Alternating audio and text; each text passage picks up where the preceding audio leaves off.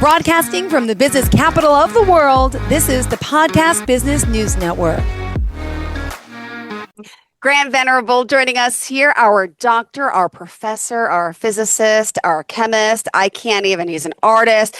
He's a consultant. He wears many titles, but he's just an amazing, kind soul who really is very knowledgeable in all fields. And we're excited that he's joining us today to talk more about his work, his life, and how he continues to help so many. So Dr. Venerable, welcome back to the show. And again, we always wanted to say congratulations on being our professional of the year.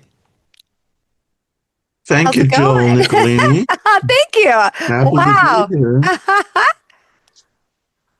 How may we be of service today? Let people know a little bit about yourself. Well, I thought it would be useful to start with my memoir, Yes. my personal story, because I hadn't done some of the basic introductions in there. I think that would help give the background that you're asking for.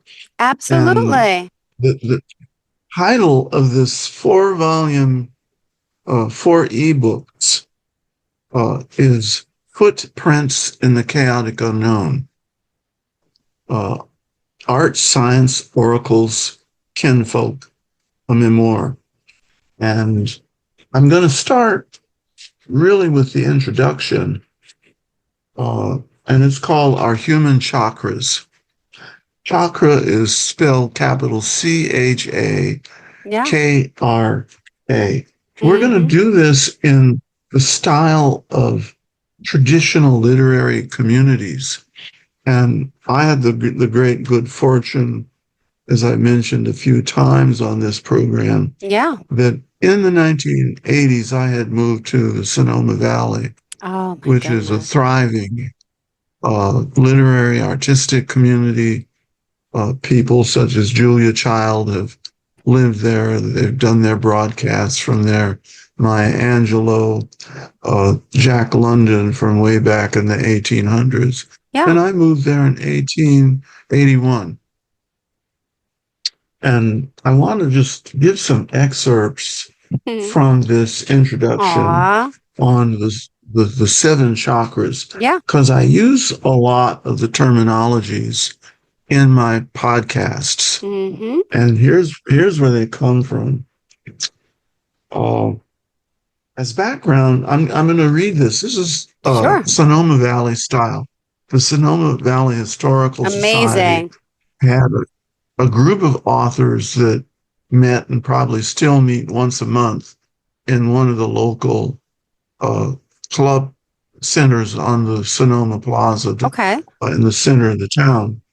And people come together and they give readings of articles they haven't even published yet, or books they haven't published, or articles they have published. And so I would get practice in my book on the paradox of the Silicon Savior, and I would read it to the people there. So I would do this as a reading with some of my own personal commentaries as we get through the chakras. For sure. I'm excited. Is it true we have 7 main chakras, but there's also like hundreds, right, that we don't talk about? Seven chakras is what's traditionally spoken of in Eastern philosophy. And it's the view of many Eastern philosophical traditions about the principal energy centers of the body through which our human energies flow continually. They are called chakras. And they've been popularized by many people, including Carolyn Myss, that's capital M-Y-S-S, in her Anatomy of the Soul book, which came out in 1996. Wow. Associated with the spinal column, our human energies flow from the lower to the upper chakras and back again in order to maintain optimum health and life function. Blocked chakras are associated with imbalance, leading to the onset of disease, mishaps, and unhappiness. Chakras remain open, clear, and free of blocks, depending upon our attitudes, mindsets, and actions toward what really matters in life and what does not matter. Now, just stop me if you have any questions or if you want to open up the phone lines for people to ask questions about these terminologies. Yep. I know you have a telephone number. Oh, my goodness. Absolutely. We are going to open those lines right now. 631-307-4010. That's 631-307-4010.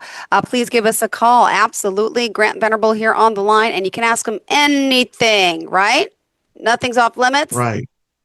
Go for it. Go for it. Go ahead. My ancestors survived by somehow applying this principle of chakras in their family unity and cooperative support systems. Vital priority was the happiness, health, and well-being of the children. In the chakra structure adopted here, there are 7 chakras situated upwards from the tailbone to the top of the cranium, up here, up top. Okay. Now, chakra 1 is the tribal or root chakra. Namely, it's the life platform of the individual, and its color is red in the chakra chart. And it orders the material aspects of our existence, our physical body, procreation, food sustenance, money, clothing, language, information, housing, and other vital resources of existence. Situated at the base of the spinal column, it represents our life foundation offered by the tribe, namely family, affinity community, religious affiliation of an infant's birth. It has the capacity to ground children and adults in the earth dimension where they live. One of its primary intentions, of course, is to fulfill the infant child's most basic instinctual needs of safety and security, affection and esteem, and a limited sense of power and control over its life circumstances. In so functioning, the tribe also provides its historic values and shared beliefs concerning ethics, morality, and survival strategies. Now, chakra 2, the relationship forming or sacral gonadal chakra, is the sexual chakra represented by the color orange. This is the source of what the ancients called the Kundalini vital fire. In the Greek, that's equivalent to the word eros. This is the root of our life energy. It is the ignition system that activates the upper lying chakras. It allows us to be more open to people and new experiences. That's a key one. Openness flows out of that sexual chakra. Physically situated in the genital region, it provides our sexual definition in both its physical and, all importantly, its essential spiritual, non-physical dimensions. Ironically, this chakra has little to do with physical sex, except where this chakric essence is allowed to intrude upon rather than enhance the spiritual plane of being. As pure essence, this energy center generates the instinctual drive toward completeness and reciprocity with the cosmos through our fellow beings, kindred, pets, friends, spouses, co-workers, professional colleagues, and soul partners. Clothing, personal status, rules, and titles often act as the ego mask, M-A-S-K mask, to be discussed later. That can obscure the authentic self and block the flow of the vital fire life energy as it moves up and down the spinal column to awaken the upper chakras. Now, chakra 3, the solar plexus, is the social chakra, symbolized by the color yellow. Situated near the navel, it is the seat of one's personhood. It is the residence of the healthy ego and social self, and the seat of our feelings around the idea of dualism and the self-other interface. It enables our sense of self-worth, self-confidence, and self-esteem. It coordinates our sense of confidence and control over our lives in the material and socio-cultural environment in which we live. I have little doubt that my ancestor, Harry Scott, whom I speak about in chapter 20 of this memoir, Harry Scott reinforced this self-other interfacial chakra quality in her descendants because of her distinctive character. And this is a good thing, because when blocked, one is at risk of losing all in the seductive drive for social status and power and control over others. This has become the primary crisis of the age of internet technology, where organizations, whether corporate, governmental, military, religious, or educational, behave more like objectively unfeeling computers than people. Chakra 4, the heart chakra, the emotional connection. The color is green. Facilitates our ability to connect with another living being, human and other, whether pets, plants, or ecosystems, and to feel love, joy, and inner peace. And I could add the ability of plants, the ability of parents, like my father, to prioritize connection with children over career. And more recently, the millions of salt of the earth parents exemplified by the baseball player Adam LaRoche, who also opt for connection with their children over fame and fortune, to the consternation of corporate management's singular craving for material wealth and competitive success. And it isn't that making a profit is wrong, it is how it is done that reveals whether the heart chakra is open or blocked. Openness leads to health and fulfillment. Blockage leads to imbalance, illness, depression, and unforeseen consequences like accidents. This is not a moral judgment. It is simply a statement of how chacric principle operates. So all of these ideas run throughout my memoir, which is why I give it here in the introduction. Chakra 5, the human will, or throat chakra, intellect as harmonious interplay of the emotional with the rational, is the blue chakra. Here we find the seat of our ability to reason, communicate, express, and seek truth with compassion.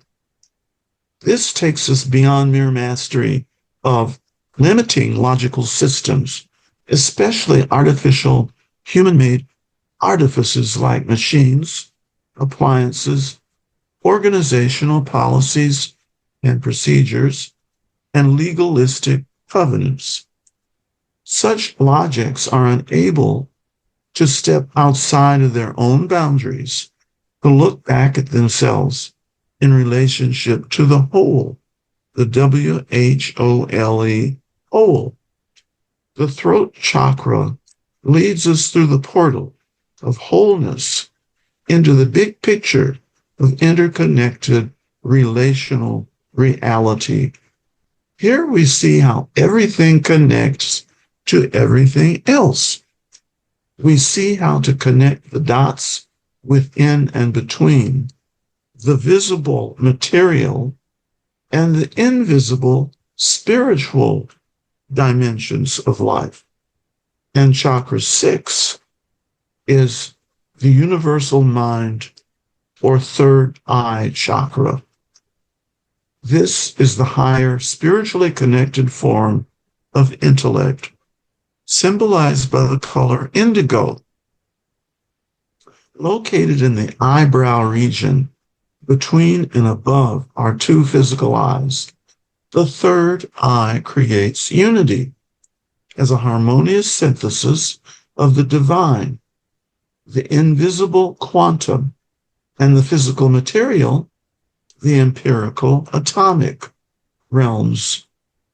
Development of the third eye indigo awareness results in heightened intuition, imagination, and wisdom. It is the quiet inner voice that speaks to us in unexpected moments, that tells us to do something in the moment while we are thinking of it. It was the video that spoke to Moses in his encounter with the burning bush, and to chemist Linus Pauling in his reputed dream encounter with the helical structure of protein that was such an embarrassment to his scientific ego that he never spoke about it publicly. It was Saul getting blinded by the light on the road to Damascus and becoming Paul, the apostle. It was Martin Luther's inspiration to write and nail his 95 theses on the door of the Wittenberg Castle Church, and Reverend Martin Luther King Jr.'s motivation to write his Easter Day letter from the Birmingham, Alabama jail. It was Harriet Tubman's inner directive that guided her to lead hundreds of slaves to freedom on the Underground Railroad, and my mother's premonition of an early death, an intuitive sense that made her ignore her doctor's advice not to bear all three of her children, but stop after the first one to extend her life. And of course, she went on and had three, and she lived out her full 34 years of existence. Now, chakra 7, the crown chakra, is the spiritual chakra, and its color is violet. Now, when I give these colors, these are colors that people actually see in auras. Wow. Over other people, over their heads, and they see it. Wow. Different colors can be seen. Is it all the same colors on each person, or is it different? Grant? Oh, we lost you for a second. The lines are open, 631-307-4010. If anyone's there, please give us a call. Go ahead. You just broke up for a quick second there, Grant. Go ahead.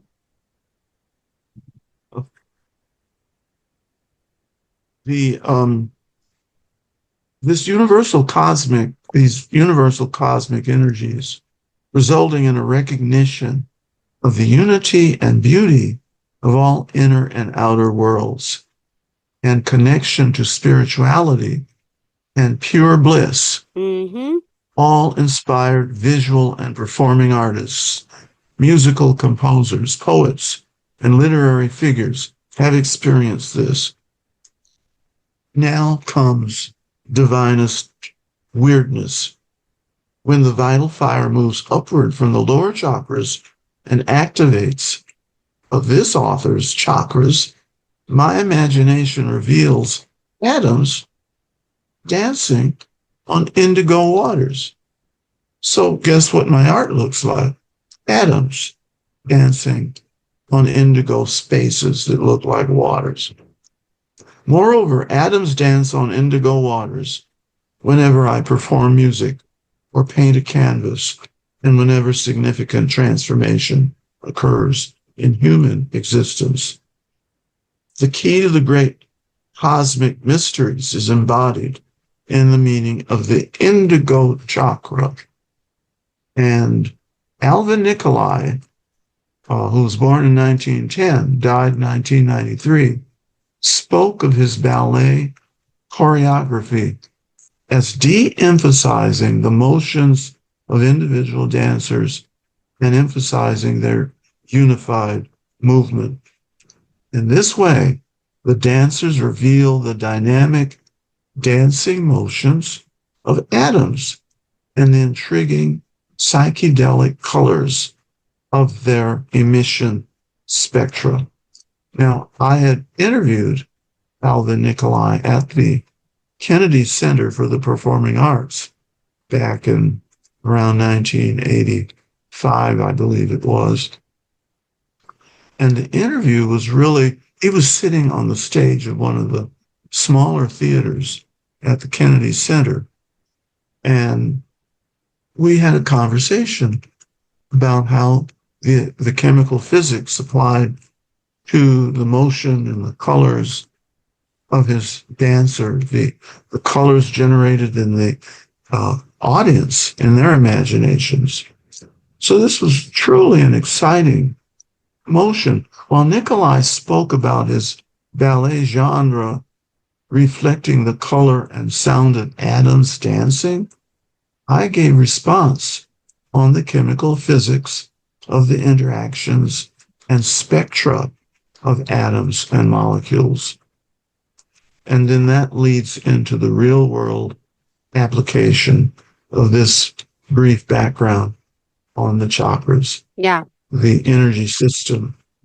So all the rest of the book sits on that platform of words that the chakra material introduces.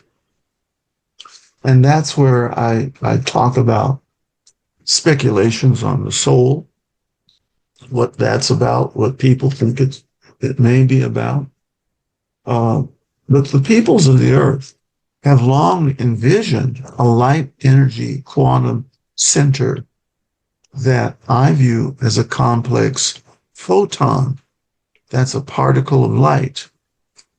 In traditions around the world, this enduring light quantum is referred to as the soul. Mm-hmm. So how's that for you, Jill? Oh my goodness, that is deep. That is deep. Asking about that one. Where do we go after this life is finished? And I think that's where the quantum energy comes into play, and it carries all of our important experiences from this incarnation and our current lives and carries it to the next. So that certainly has affected my viewing of the universe and how I view my life and how I view the question, do I trust life? So that's the introduction to the chakras. I gotta ask. And that precedes. Yes. Oh, no. Let me ask you, like when it comes to the chakras, how do you cleanse them? How do you energetically balance them? Is that something you do? Oh boy, you've asked the $1 billion question, because that is exactly what people are sent into this life to do is to cleanse those chakra centers. And not to clutter them up with impure thoughts and let me I'll be right back. I have to speak to these kitties. Go ahead, go for it. No problem. In the meantime, we are going to open the lines again. 631-307-4010. That's 307-4010. And yeah, the lines are open. 631-307-4010. And we had our friend, Dr. Grant Venerable, just step away. He'll be right back. And okay, here he is. He's joining us. Oh. Here he is.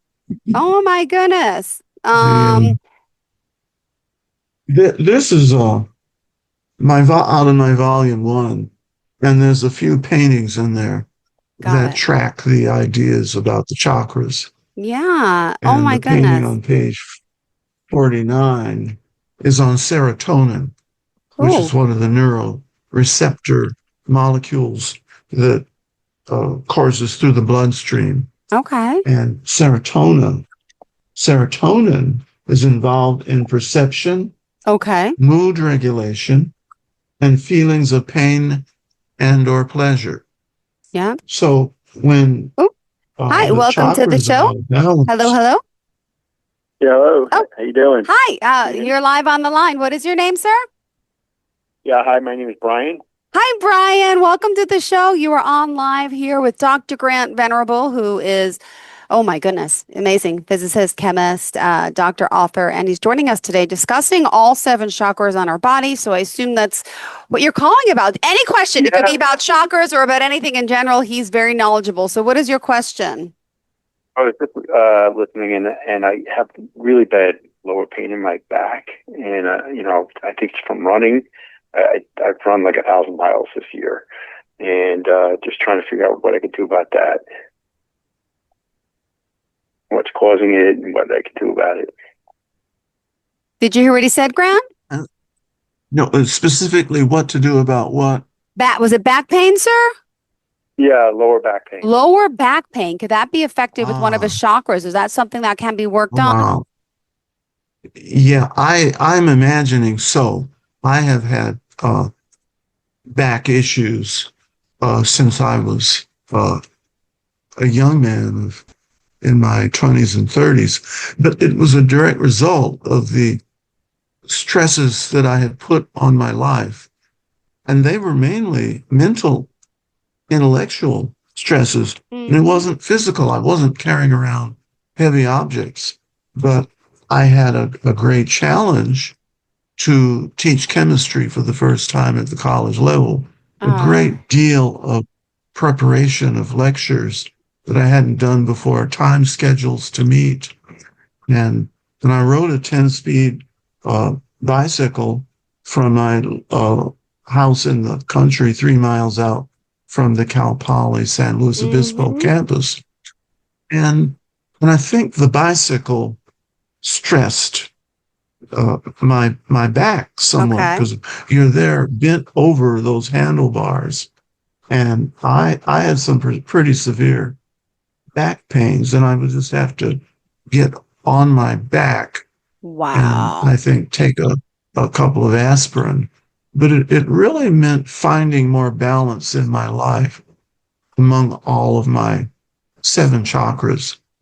And what it means is looking at what those chakras symbolize and begin to look at the life experiences that related directly to this chakras. So one of the experiences I used to balance my chakras was music and to practice the piano. Okay. And to learn new pieces. I was learning some J.S. Bach pieces. But I also kept up my swimming, which helped to keep the spinal column flexible and nimble and but it also meant, in terms of the intellect, not getting too deeply involved in the more the chakra 2, I think it is, the social. No, not 2. Well, maybe 2 to some extent. Okay. Because 2 has to do with being open to new experiences. So I was opening myself to new experiences of life, like taking a dance class on the campus, a class in Middle Eastern dancing. Colloquially, Americans call that belly dancing, but it keeps the body so flexible and fluid. So all those things work together. The chakra 3, the solar plexus, is the seat of one's sense of personhood, one's existence in the pecking order in the community. And if one is feeling stressed out over one's position in the community, that can lead to pressures on the spinal column and feed right into the brain, and it causes pain. Brian, does that start to say anything? Maybe It does. Both areas. Sorry. Yeah, sorry, it does. Yeah, okay, there you are. Okay. But college teaching for me was very new. That was 1972. I can't believe it. But being open meant also being open to what made the students interested in their college experience, not just the course they were taking, but how they wanted to use their courses when they graduated, and how to help college balance their everyday lives. So I think all of that helped me really limber up in my first year of teaching, and I didn't have the stresses that I had at the start of the year, and they just kind of went away. Yeah. So looking at the any other questions there? Anything else, Brian, you'd like to add? I think I'm okay. I think I got what I need. I appreciate it, Doc. Can you send him? Do you do Reiki, Doc? Do you do any of that? Any energy healing? Could you send him some vibes? Or that's not what you do? Well, I did. Part of my openness is something that has plagued especially male adults in the American world. A little less so in California, where men come up in communities where they're offered different options. And one is group therapy or individual therapy or processes, what we call group process, where there's more sharing of what issues we're struggling against, what pains that we're having. So that helped me greatly. That's when I began regular, I guess they call it psychotherapy. And California was a center, particularly on the coast regions around Big Sur on Highway 1. And then in the town of Palo Alto, a lot of therapists lived there. A lot of people getting over group issues. I mean, there were a number of Jewish professional people in the Palo Alto area, the peninsula area. And the mother of one of my students helped people who were Holocaust survivors and found their way to America. And so one was herself, the other was her mother. And so she looked at the ways that the Holocaust, if left unprocessed, could bury deeply inside the cells of the body and cause problems in the nervous system. And as she worked with clients in the Palo Alto area, and with the process she developed called Telling Our Story, And that's what my memoir really is my recitation of my own personal stories. It's a lengthy recitation, but it's very interesting. And that involved many significant people who had influenced my life. I talked about, I think, some of that last week. I had mentors who went all the way from Nobel Prize winners in chemistry to artists, painters, musicians, psychologists, therapists, and colleagues who were also teachers. So, and this volume 1 is rich in those kinds of examples. Okay. It also introduces next, which I won't spend any time on here, but they're in the book, and they're called brainwave states. And there's about 4 of them: alpha, the alpha state, the beta state. I think the beta is the normal state, but then after alpha comes theta, and then delta is about the only other one that people have to deal with. Delta is where the brain is so slowed down and relaxed, and it's at a very low frequency, and that's where healing occurs. Yeah, like in the middle of the night when in sleep one gets into the delta state. Things that need healing start to get healed, or problems one is grappling with start to solve themselves. Yeah. But anyway, meditation comes in around the alpha state, closed eye meditation processes, which I've been through many, but all of them have to do with developing wholeness, whole minds, whole bodies, whole souls, if I could call it that. And then the next chapter gets into how my family heritage relates to the chakra states and getting into all that. So early in that chapter is a photograph. It's two black and white photographs. One shows me as a 1.5-year-old, just beyond babyhood, little guy in Los Angeles, West Side, just maybe a mile west of the University of Southern California campus, where we lived with my grandmother and my paternal grandmother. Then the picture right below that is I'm 20 years older, and I'm a senior or a junior at UCLA.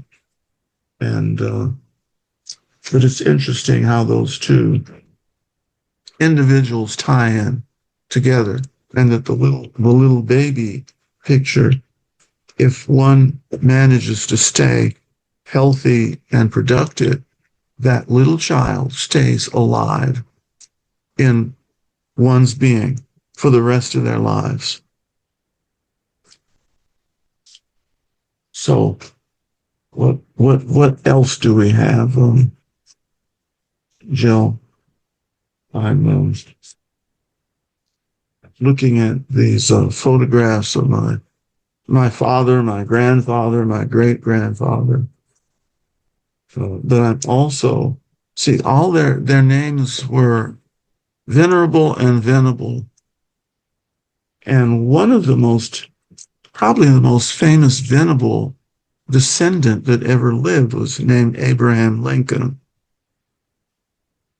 And his mother, her maiden name was Venable. And she was born, back, I think, in the late 1700s. And then she had little baby Abe around 1809. So supposedly we share genetics with Abe Lincoln.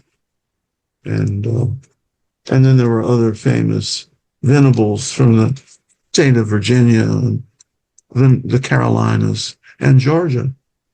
And they were all very adept academic professors in the universities way back in the 1800s. And they tended to be chemistry professors, mathematics professors, and physics professors. So I guess I picked up some of those genes. Now, where does this all take us? This takes us through the remainder of the book. Chapter 3, after introducing things of life in chapter 2, some of the national events taking place, because there was a war going on in my infancy, and it was I came about probably just a couple of weeks after the bombing of Pearl Harbor. Chapter 4 is really on my childhood, and it has many life-changing events in it. It talks about my parents and my mother's work in the PTA. In those days, most middle-class, upper-middle-class mothers stayed at home and took care of the children and took care of the house. And I'm grateful my mother did that, but she did have outside activities that the very wise women in her social circles would do. They belonged to civic organizations, and that gave them projects outside the house. For my mother, it was the PTA, where she was the treasurer of the PTA. That's no accident. She had a degree in bookkeeping from LA City College. And then she belonged to an organization that concerned itself with the well-being of exceptional children. There's another name for that now, but it's the same kind of thing, where children that had special issues, they could be dealt with successfully. So this moves up through my life in going through elementary school. Comparing that to how schools are today is quite challenging and amazing. Namely, I go through the news feeds every morning and every evening to keep up with what's going on in the country and what government agencies are doing at the federal, state levels, local levels. And now there's a raging debate at the federal level on how we should educate, and shouldn't we have the government should be in charge of the curriculum. Now, some of my other work in higher education tells me that's something that government never gets into, but there's elements inside that are trying to do that. They're looking and saying, well, this doesn't agree with our political beliefs, so we don't think the school should teach this. It makes children too much one thing or another way. But there's an old rule that started coming about 4,000 years ago, because the first discipline, the first profession, was not where we had women who took care of men's needs and paid money for it. There was another profession, but people today are not that aware. The earliest profession was teaching and learning. It was education. And that was the most important profession of all. Starting out at the kindergarten, moving up through the grades, moving up through college, moving up through graduate school, moving up through medical school, law school, dental school, other kinds of schools. But now, the rules are kind of being upset, which I'm looking at to see how to help us avoid upsetting those rules. the court is not respecting that any longer. If you look at the Supreme Court, they're going along with decisions that Congress is making and the presidency is making, which they should not. And there's many court precedents, Supreme Court, that's saying this is a technical area that we have no right to engage in and debate and pass down rules about. They're not talking about that, but I'm beginning to write about that. So that may be my next book, is why it's not a good idea for the courts to get in on telling teachers what to teach and what not to teach. Wow. It's the same as if the court decided, well, we don't know, we don't like the way brain surgeons are doing brain surgery. So they never get involved with making laws governing how brain surgery should or should not be carried out. Or dentistry. And learning and teaching is another profession that works exactly the same way. The people who run that profession are highly trained. I'm highly trained. And it took me 10 and a half years. Well, yeah, it took me 10 and a half years to get my credentials. Mm-hmm. No, that was just the college level. No, I had, 12 grades, 12 years of grade school plus kindergarten. So that's 12 plus 10 or 11. So we're talking like 22 years of getting ready for a profession and teaching and doing research to learn how knowledge is discovered. So what do you think about all that, Jill?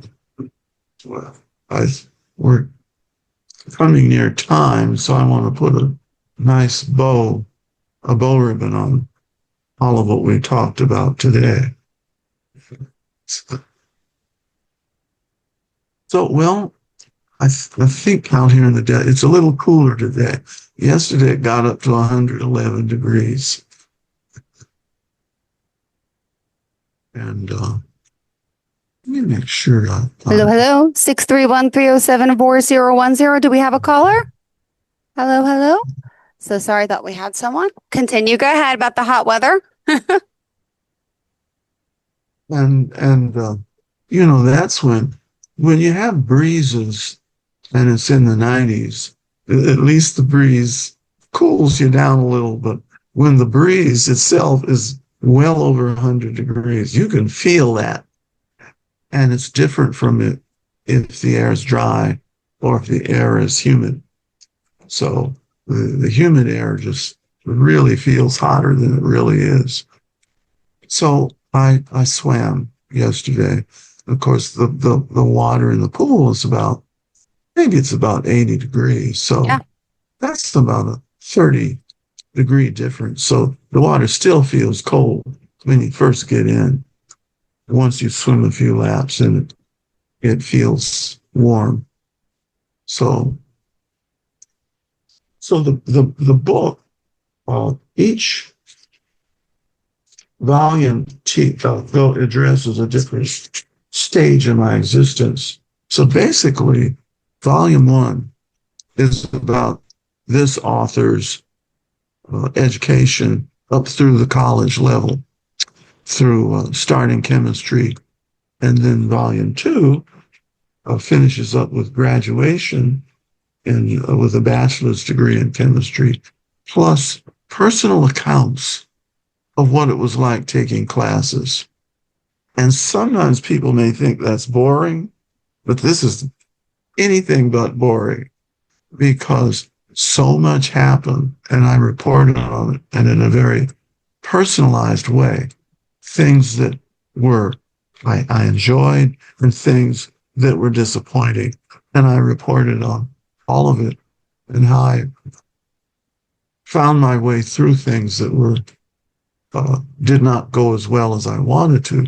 But that's how I developed better and better ways of learning advanced mathematics and the physics I had to do to get a chemistry PhD degree.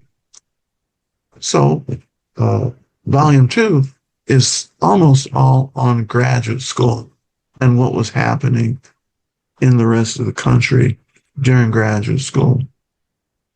And that was back in a period they called the 60s. And there was a war going on in the 60s and a whole lot of social justice issues. There were protests on campus, but yet I've heard students quoted these days about protests back east, especially back east. And yet my contemporaries today remember the protests were far more severe back in the 60s and the 50s than they are today.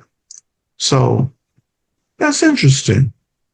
Well, everything is, I got to thank my caller for calling in today, Brian. Unfortunately, we are out of time.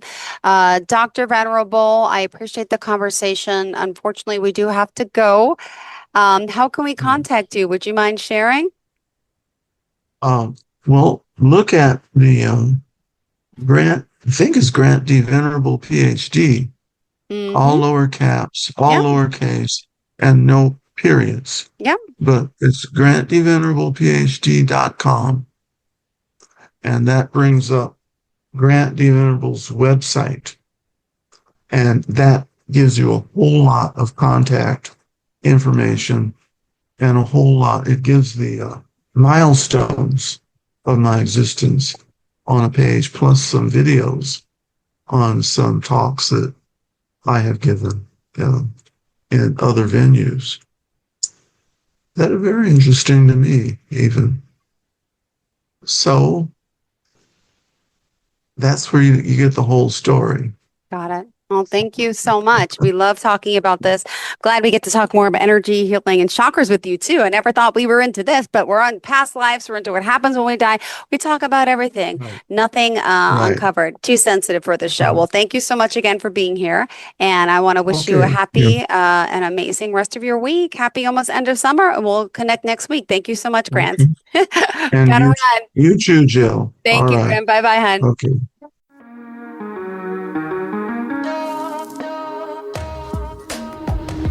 Broadcasting from the business capital of the world, this is the Podcast Business News Network. Hey, what's up, everybody? I'm Jason Derulo. I love that music connects to people all over the country.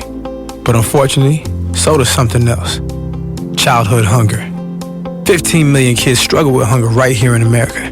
And yet, every year, billions of pounds of surplus food in the U.S. go to waste instead of going to the children in need. Feeding America is working to change this. The Feeding America nationwide network of food banks rescues this surplus of food to help provide meals to families in virtually every community in the United States, including yours. But they just can't do this alone. Join me in the fight against hunger in America. For more information on what you can do to get involved, visit feedingamerica.org. That's feedingamerica.org. Together we can solve hunger. Together, we're Feeding America. A message from Feeding America and the Ad Council.